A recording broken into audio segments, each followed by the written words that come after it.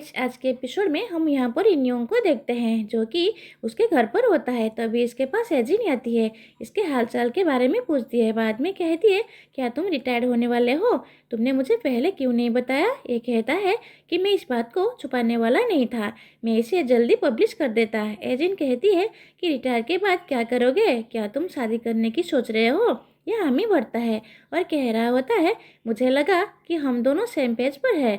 Ageing change हो जाती है और कहती है, मुझसे बात तो कर लेते, मुझे खुद ही बुरा लग रहा है। डायरेक्टर मेरी इंसल्ट कर रहा था, मुझे क्रिटिसाइज किया और मैं कुछ नहीं कर पाई। इन्योंग कहता है कि तुम कैसी बातें कर रही हो, हम 1 साल तक साथ में हैं। एजिन कहती है, तो क्या हुआ, 1 साल हो या 5 साल, हम साथ में नहीं रह सकते। जब से हम साथ में आए हैं तो तुम्हें पता है कि क्या हुआ है, तुम्हारे फैंस कम हो गए हैं। अगर तुम शादी कर लोगे तो मेरा क्या होगा? मुझ पर एक शादी महिला का लेबल लग जाएगा और मैं ये नहीं चाहती।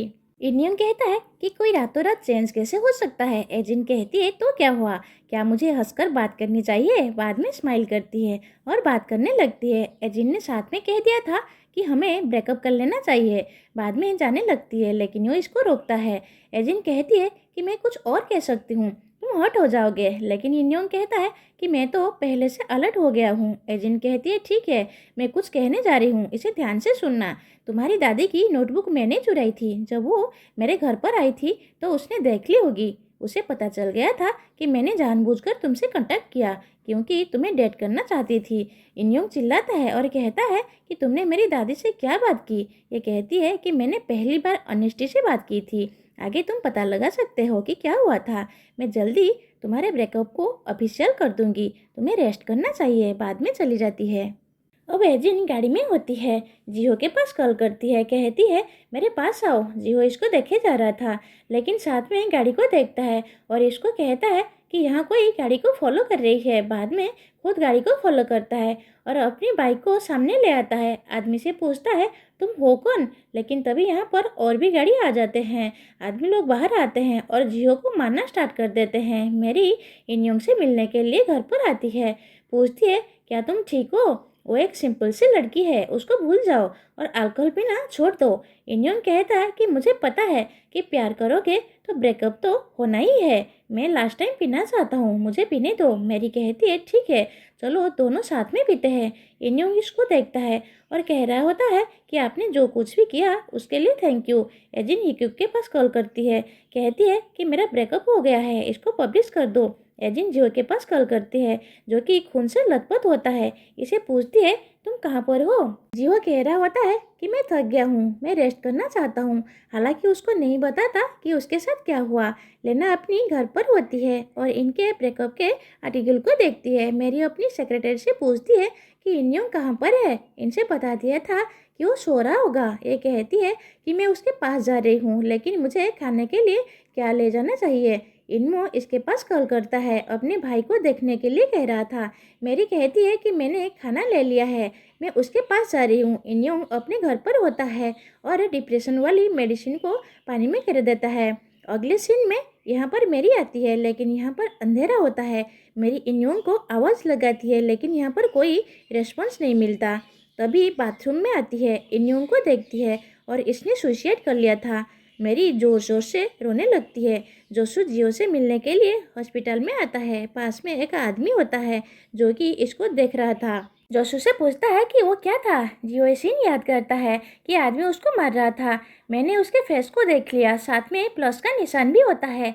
बाद में इसे पूछता है कि एजिन कैसी है। जोसू कहता है कि उसे क्या होगा। ये कहता है कि इसको कुछ नहीं पता। तभी कुछ पेशेंट बात कर रहे थे, कहते हैं इन्योंग ने सुसाइड कर लिया है, क्या ये एजिन की वजह से है? उनका हाल ही में ब्रेकअप हुआ था। जोसू घर पर आकर एजिन से बात करता है। एजिन योगा कर रही होती है, इसे कहता है कि इन्योंग ने सुसाइड कर लिया है। एजिन कहती है, तो मैं क्या करूं? तुम गुस्से में क्यों हो? क्या मैंने उसको मारा है? जोसू कहता है कि तुम्हारी वजह से एक फैमिली बर्बाद हो गया है, तुमने ऐसा क्यों किया? क्या तुम एक नॉर्मल लाइफ नहीं जी सकती? एजिन इसको देखती है और कहती है, मुझे किसकी तरह बनना चाहिए? क्या मैं तुम्हारी तरह बनूं?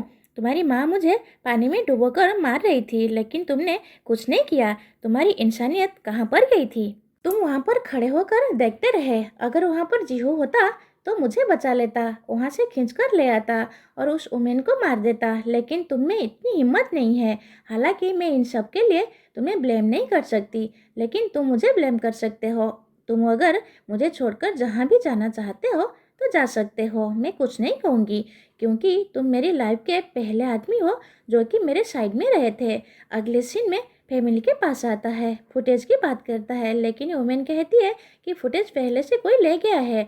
अगले सीन में सभी इन्योन के लिए शोक मनाते हैं। मेरी पास्ट के कई सीन को याद करती है कि हम पहली बार कैसे मिले थे और हमने क्या क्या बात की थी।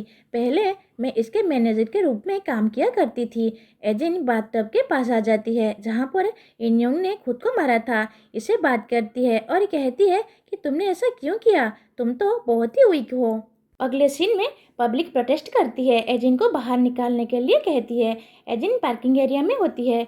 इन्योन के फैंस इसको देख लेते हैं, इसको मारने जा रहे थे, लेकिन तभी सियोंगी आकर इसको बचा लेती है और अंदर ले आती है। सियोंगी इसके घर को देखती है और कहती है कि बहुत ही बढ़िया है, इसकी जैकेट को पहन लेती है। एजिन कहती है कि ये तुम क्या कर रही हो, तुम्हें चली जाना चाहिए। सियोंगी इसके पर्स को लेती है और कहती है कि मैं अभी के लिए इसको ले जा रही हूँ, मैं तुम्हारे पास बाद में कॉल करूँगी। अगले सीन में एक आदमी अपने बॉस को अपडेट देता है कि एजिन के कंपनी में क्या हुआ, कैसे पब्लिक वहाँ पर प्रोटेस्ट कर रही है, सभी का नेगेटिव रिएक्शन है। अगले सीन में मैरी को देखते हैं जो हिकुक से बात करती है और कहती है कि मैं जानती हूँ तुम एजिन के लिए काम करती हो, तुम उसके पिता की डेथ के बारे में छानबीन कर रहे थे। बाद में फाइल को देती है और कहती है इसमें सारी जानकारी है, इसे एजिन जेल में तो नहीं जाएगी, लेकिन उसका करियर तबाह हो जाएगा और एजिन नीचे गिर जाएगी। अगले सीन में जिशोन को देखते हैं जो एजिन के पास आती है। पहले इसको देखती है, बाद में घुटने टेकती है और कहती है मैंने जो किया उसके लिए माफ़ कर देना। एजिन कहती है कि तुम क्या कर रही हो, क्या ये तुम्हारी अलग पर्सनालिटी है। बाद में बैठ जाती है और इसे कहती है तुमने मेरे साथ तो ऐसा किया था, क्या तुम्हें लगता है कि माफ़ी इनफ होगी, मुझे तुम्हारी माफ़ी नहीं चाहिए। जीशन उसके पास आती है और कहती है कि ठीक है, लेकिन प्लीज़ मेरे बेटे को बता देना कि मैं तुम्हारे पास आई थी। घुटने के बल बैठी, फिर वो जाने लगती है, लेकिन एजिन को पता नहीं क्या हो जाता है। ये हंसती है, चिल्लाती है और यहाँ वहाँ चीज़ें फेंकने लगती है। बाद में ये सीन याद करती है कि यूने के साथ क्या हुआ। एजिन कहती है कि हाँ मैंने ये सब किया था, मैं इन्यों को लाइक करती हूँ, उसको पाने के लिए मैंने ये सब कर दिया, मैं ये भी चाहती थी आप भी मुझसे प्यार करो। बाद में रोने लगती है। यूने कहती है कि मैं मानती हूँ कि तुम मेरी फैमिली हो, तुम मेरी बच्चे की तरह हो। जब बच्चा गलती करता है तो फैमिली वाले उसको डांटते ही है। बाद में उसे हक करती है और पूछती है तुमने गलती की है ना, ये हामी भरती है। यूने कहती है ठीक है, लेकिन आगे से ऐसा कभी मत करना। तभी उसे पता चलता है कि बाहर एक बिल्ली आ गई है। यूने कहती है कि ये वही बिल्ली है जिसके बारे में मैंने बताया था, क्या तुम इसको देखना चाहती हो, चलो हम इसे खाना खिलाएंगे। बाद में डोर के पास आती है, बिल्ली को देख रही होती है। यहाँ पर एजिन भी आ जाती है। यूने कहती है मेरे पास आओ और इसको देखो, लेकिन तभी इसे चक्कर आने लगते हैं। एजिन इसको बचाने का ट्राई करती है, लेकिन ऐसा नहीं कर पाती। जसू पेन ड्राइव को देख रहा होता है, पता करना चाहता है कि क्या हुआ था। बाद में चालू कर भी लेता है और इसे पता चलता है कि एजिन यूने को नहीं मारा। ये देखकर जसू रिलीफ फील करता है और हंसता है। हम ये सीन भी देखते हैं कि जब एजिन हॉस्पिटल में प्रे कर रही थी तब वो जान बचाने के बारे में था। ये गर्ड से